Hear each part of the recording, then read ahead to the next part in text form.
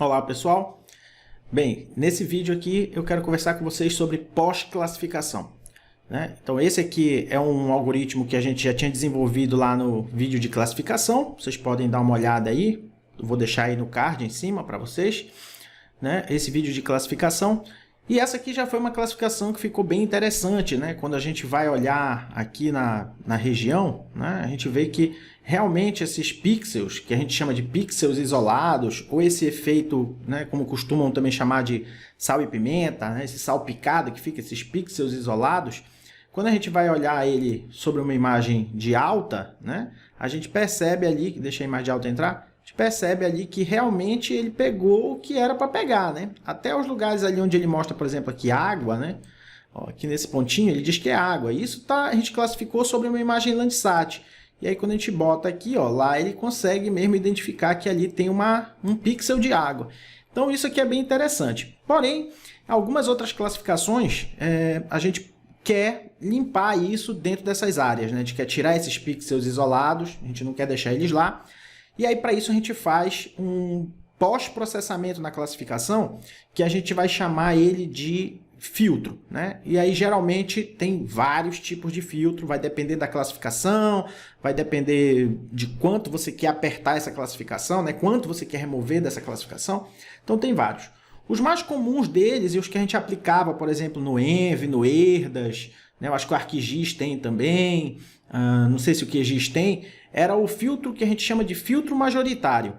O filtro majoritário ele é nada mais nada menos do que um filtro de moda e ele vai funcionar a partir de uma janela que vai passando, né, que a gente vai chamar de janela, né? A gente também pode chamar de kernel. Então esse kernel ele vai passando sobre todos os pixels da imagem e ele vai, você pode também modular se você quer o movimento rock ou o movimento queen. Então o movimento rock ele pega só os pixels, né, vamos dizer, perpendiculares ao pixel central, e o Queen ele pega todos os pixels ao redor do pixel central.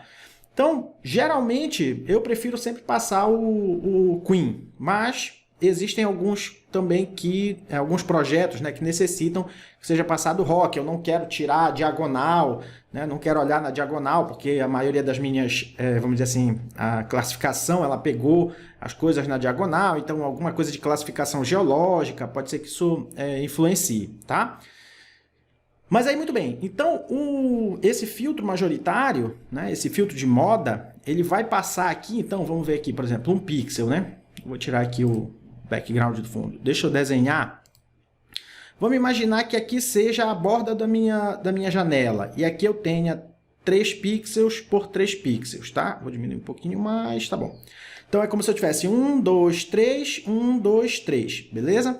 Então eu tenho uma janela de 3 por 3 pixels. Então eu tenho aqui basicamente 9 pixels, né? 3 vezes 3, 9. E aí, conforme essa janela ela vai andando, né, ele olha para cá e ele diz assim, aqui é vegetação. Ele olha o valor, né? Vegetação. Aí ele olha o resto. Solo, solo, solo, solo, solo, solo, solo, solo. Beleza. Esse pixel, então, né, uma hora, quando chegar no centro, quando chegar aqui no centro do kernel, quando ele olhar isso aqui, ele vai ver solo, solo, solo, solo, solo, solo, solo, solo. E aqui é vegetação, o que ele faz? Ele tira esse pixel dali, esse pixel de vegetação dali, e põe um pixel de solo, né? Isso vai acontecer, ele vai passar aqui, né? Essa matriz ela vai andar por todo o sistema, até que ele possa realmente chegar no centro, e aí ele é removido. Se ele chegar numa outra ponta, vamos ver aqui num outro lugar, onde ele tem muitos, né? O pixel central, né, é muito parecido com a maioria, por isso filtro majoritário, com a maioria dos pixels que estão no entorno, ele mantém. Então, a gente já percebe, né, com essa construção aqui, que geralmente as bordas, né, quando ele pegar aqui a borda, ele vai pegar essa borda e aqui ele vai ter mais rosa do que verde, né? Aqui no caso não, mas aqui, por exemplo, né, quando ele chegar nesse pixel, ele vai ter verde, verde, verde, verde, rosa, rosa, rosa, rosa, rosa. E aí ele vai tirar, então, esse pixel de borda. Então, é comum que o filtro majoritário ele elimine muita borda também, né? Ele mexa na configuração das dimensões. Então, às vezes, as pessoas não gostam muito de aplicar ele. Existem algumas outras formas de aplicar o filtro majoritário, onde você identifica cada classe, né, e pede para limpar só dentro da classe e não nas bordas da classe. Então ele vai. E aí ele aplica isso, ele tira toda essa, vamos dizer assim, esse ruído que estaria ali dentro. Mas aí é uma construção maior, é uma construção que exige mais JavaScript, é uma construção que exige mais funções. Vou ter que criar duas funções, uma dentro da outra, e depois chamar isso na classificação. Então é um processo bem, vamos dizer assim, mais demorado. Esse aqui eu queria só mostrar para vocês um mais simples, né, que é o que está aí dentro dos softwares que vocês usam, né, Env, Erdas, ArcGIS, QGIS talvez, eu não sei, mas é o mais comum de se aplicar. Depois, se for o caso, né, e vocês se interessarem aqui por essa temática, a gente pode aprofundar e aí eu mostro para vocês como é que faz esse outro tipo de filtragem, tá? Então, olha só.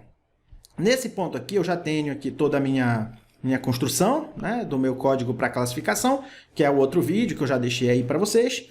E aqui agora eu vou... Deixa eu só clicar aqui dentro. Eu vou aqui construir o filtro, tá? Então, a primeira coisa aqui para construir o filtro é eu definir essa janela que vai passar na imagem. E isso a gente chama de kernel. Então, aqui dentro do GE também a gente vai chamar de kernel. Você pode tanto usar os kernels que já existem, né, aí dentro do GE, que já implementaram, então kernel quadrado, kernel gaussiano, tem vários tipos lá, né? Depois, se vocês quiserem dar uma olhada, é só vir aqui na documentação e ver aqui em kernel, tá? Então, tudo isso aqui, ó, são kernels que vocês podem usar, ver aí e dar uma estudada em cada um deles e ver o que é que cada um deles faz e como é que incrementa cada um deles. Além de já ter esses kernels aqui, você pode criar a sua janela. Então, eu defino quais são os pesos para cada um dos campos. Eu defino se ele é 3x3, se ele é 5x5, se ele é 7x7, 11x11, 9x9, 11x11 e assim por diante. Ele é sempre um múltiplo, né? É sempre um número ímpar, tá? E aí, aqui, então, a primeira coisa que eu vou fazer é criar a variável, né? Eu não vou criar um kernel meu, eu vou puxar um daqui já, tá? Vou chamar essa variável de kernel mesmo, kernel, e aqui eu vou dizer que kernel é igual a ee.kernel, beleza? E eu já vou puxar um kernel, né? Geralmente o pessoal quando vai usar, eu não sei como é a construção dentro dos softwares, mas eu acho que dentro dos softwares eles sempre usam um kernel quadrado, tá? Aqui no nosso caso eu vou usar o Manhattan, porque eu acho que ele é melhor do que o kernel quadrado quando a gente incrementa ele dessa forma aqui, dessa forma mais rápida, né? Quando a gente vai criar o kernel, quando a gente cria essa matriz, né, que vai passar por cima, é mais fácil usar o quadrado. Quando a gente vai incrementar daquela outra forma que eu falei para vocês, para não mexer nas bordas, é melhor também usar o quadrado. Aqui eu acho que seria melhor a gente usar o Manhattan, e aí depois vocês podem testar. Basta vir aqui em cima e trocar o kernel, né? Ele vai rodar normalmente aí. Então eu vou colocar Manhattan 1, tá? Que é o valor da unidade, que é o pixel. Então eu quero que ele passe de pixel em pixel olhando. Isso também vai fazer com que, né, eu tenha um maior aperto na imagem, uma maior limpeza, uma maior movimentação de borda, tudo isso, tá? Então, feito isso aqui, o que eu vou fazer agora é basicamente criar a variável do filtro. Então, vou chamar aqui de f, deixa eu botar minúsculo, f, majority, acho que é assim que se escreve, tá? Filtro majoritário. E aí, aqui eu vou chamar a classificação, né?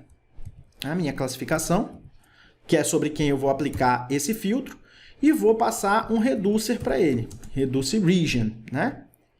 Ou reduce neighbor, né? O reduce region, reduce neighbor, porque eu quero olhar a vizinhança. Então, reducer neighbor. Beleza, reduce neighbor. E aqui dentro eu vou passar para ele, deixa eu ver o que é que ele pede aqui. Ele vai pedir a imagem, eu já dei para ele lá atrás, é a classified, né? Que é a minha classificação que está aqui, ó.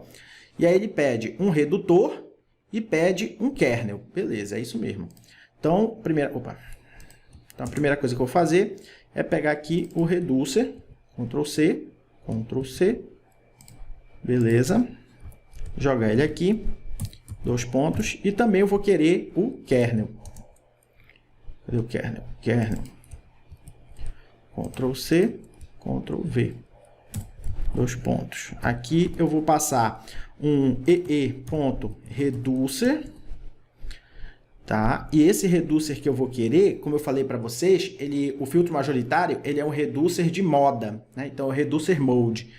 Esse tem por aqui, reducer mode, reduce min, reducer mode, tá? Então, eu vou passar um reducer mode para ele. Aqui eu vou dar uma vírgula para poder liberar para o kernel. E aí, aqui no kernel, eu chamei ali em cima de kernel, o kernel Manhattan. Então, eu passo ele aqui embaixo, tá? Feito isso, agora eu já posso desenhar aqui a minha matriz, tá? Então, eu vou aqui, map, percebe aí como é bem simples, bem rápido de aplicar ele, né? Então, eu vou pedir agora o filtro majoritário, Ctrl V, e para ficar igual à minha classificação, eu vou copiar aqui e vou colar aqui, mínimo, máximo, paleta, e aqui eu vou dizer que é majority.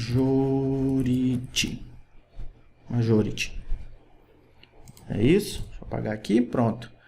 Beleza. E aí a gente vai executar agora, então eu vou ter a classificação, que já está aqui, e o majority. Beleza, vamos lá. Ver se funcionou, né? Tá, então eu vou abrir aqui para vocês darem uma olhada. Então, o que está acontecendo aí, né? Vamos fechar aqui o majority só para vocês verem. Então, ó, aqui eu tenho esse efeito, vamos dizer assim, sal e pimenta, né? Que o pessoal costuma chamar aí, esse salpicado de pixel.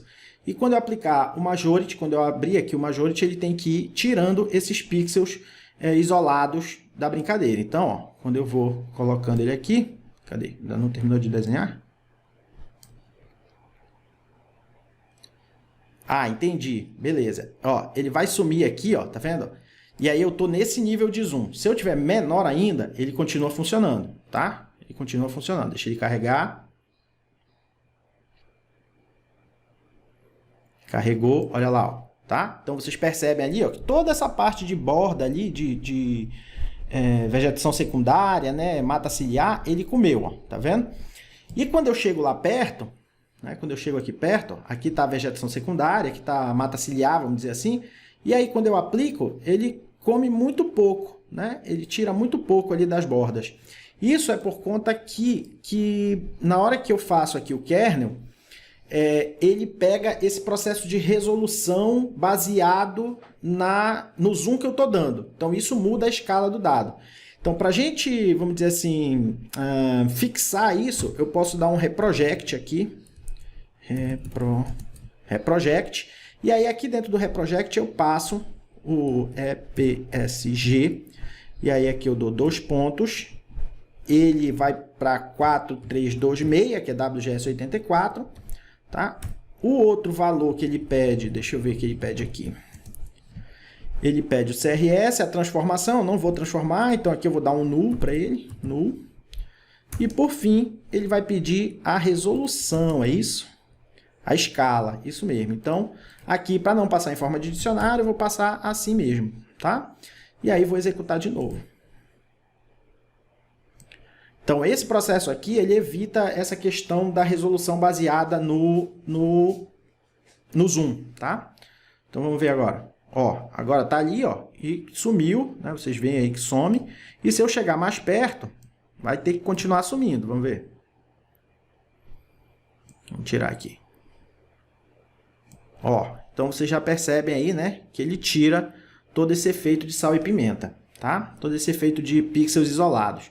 E aí vai de vocês avaliarem, né? Por exemplo, eu achei que a minha classificação aqui sem o filtro, ela ficou excelente. Olha, essas linhas aqui, ó, que estão passando, ele conseguiu pegar na minha classificação. Então, eu posso deixar, né? Ó, mesmo que tenha esse efeito de sal e pimenta, é muito pouco, né? Já quando eu aplico o filtro majoritário, ó, vocês veem que ele come essa área.